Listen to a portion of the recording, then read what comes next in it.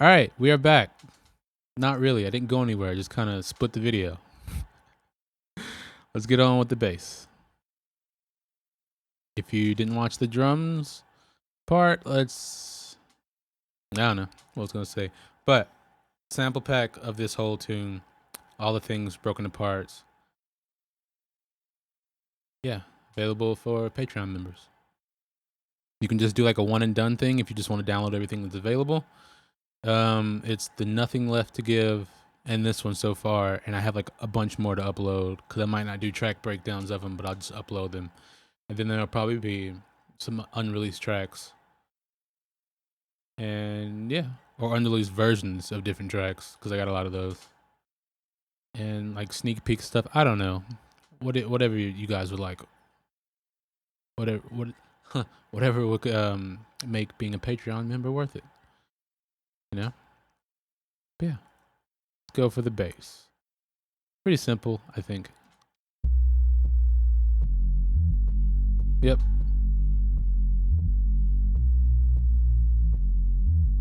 All right. Nothing really there. You can't really hear all of it. It's all filtered down. But later sections.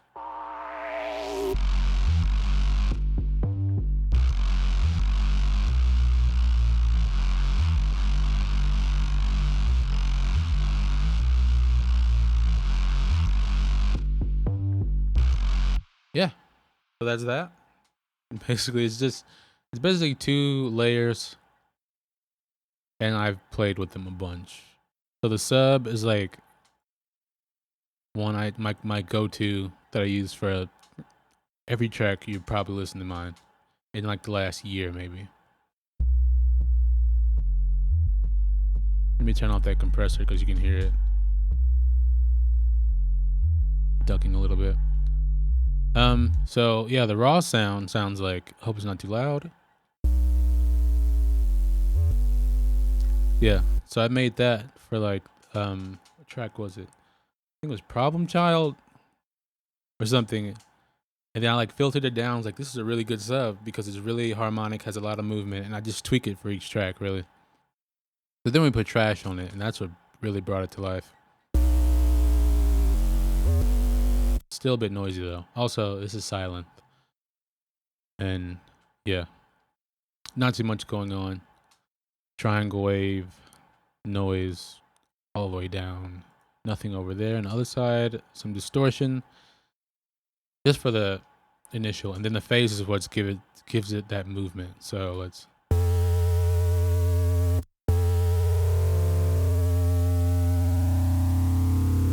Yep. And that's it. And then an EQ.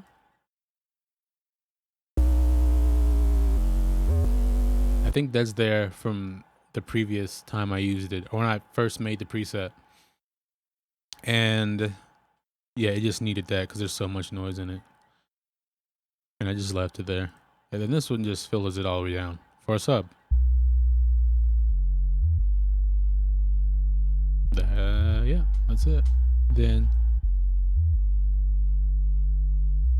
yeah, basically the same. Really good bottom sound.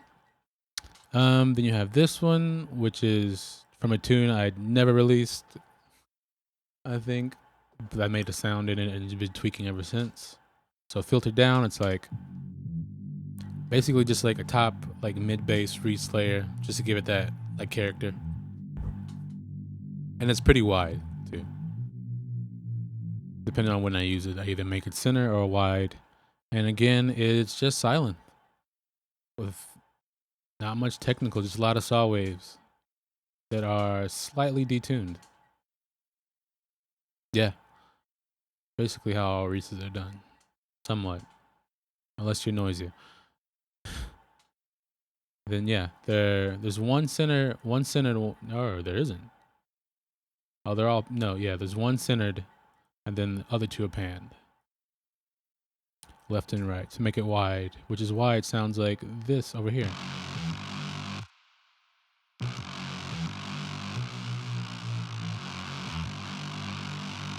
Yeah, so raw sounds like, I think it sounds terrible, probably. Yep. Then we got an EQ. doesn't really make sense until you add the trash afterwards. Yep, see, now you start getting that flavor in that character.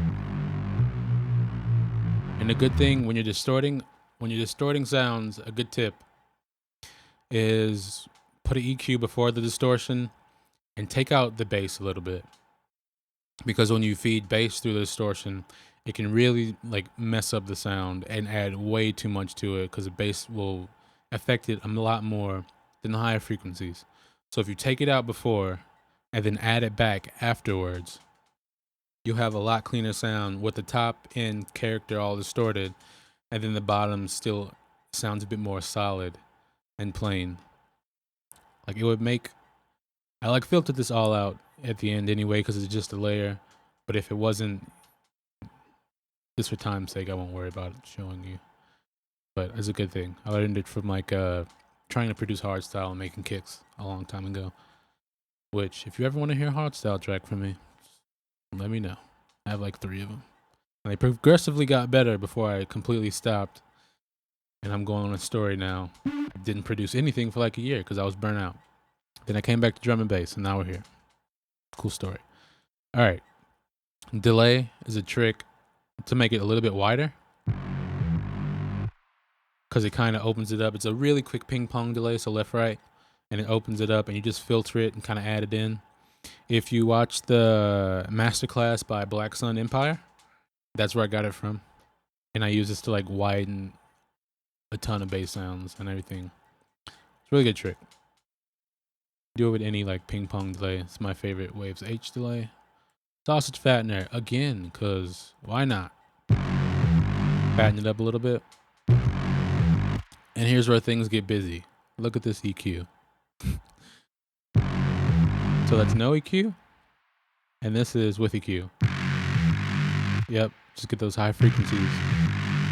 Open it up, tame that little roar.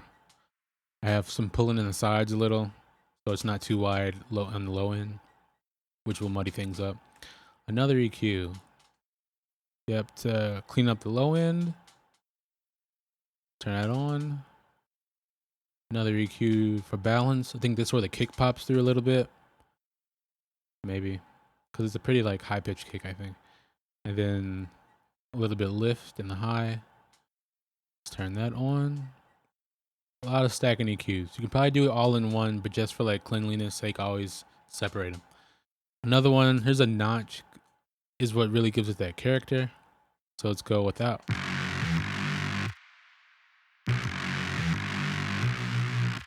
All right, and then with the notch EQ,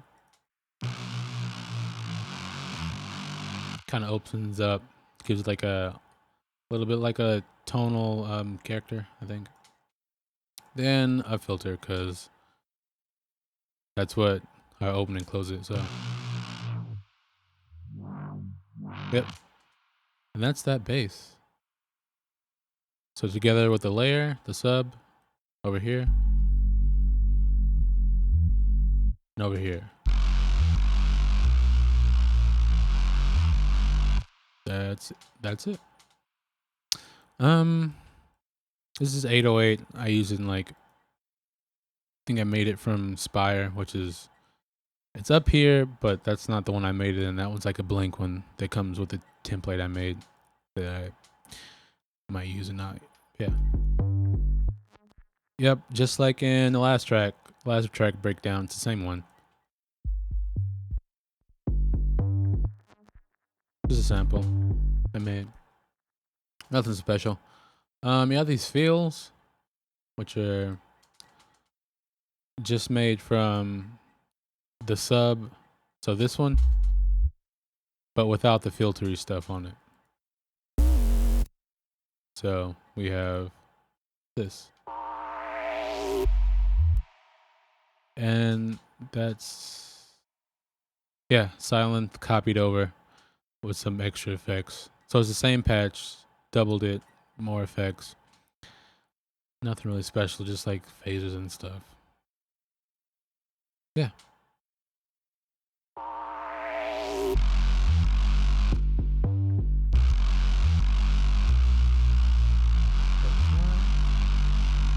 feel good. Over here in the second half, second drops, I always switch them up.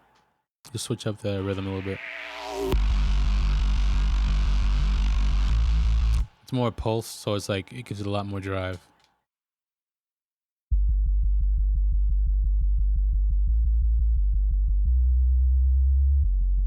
Yep. And that works together.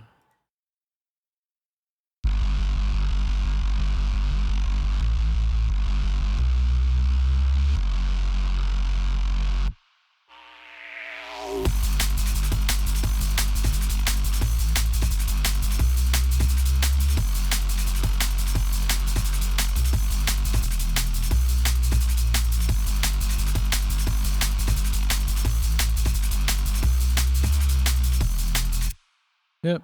Then it switches back to the beginning riff.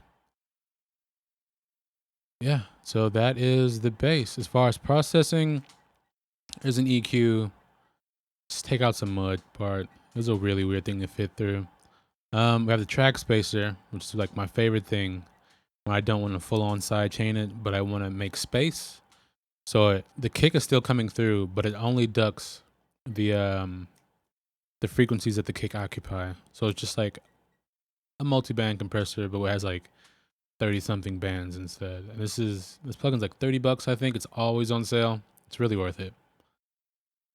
So let's do it again. You can see it working.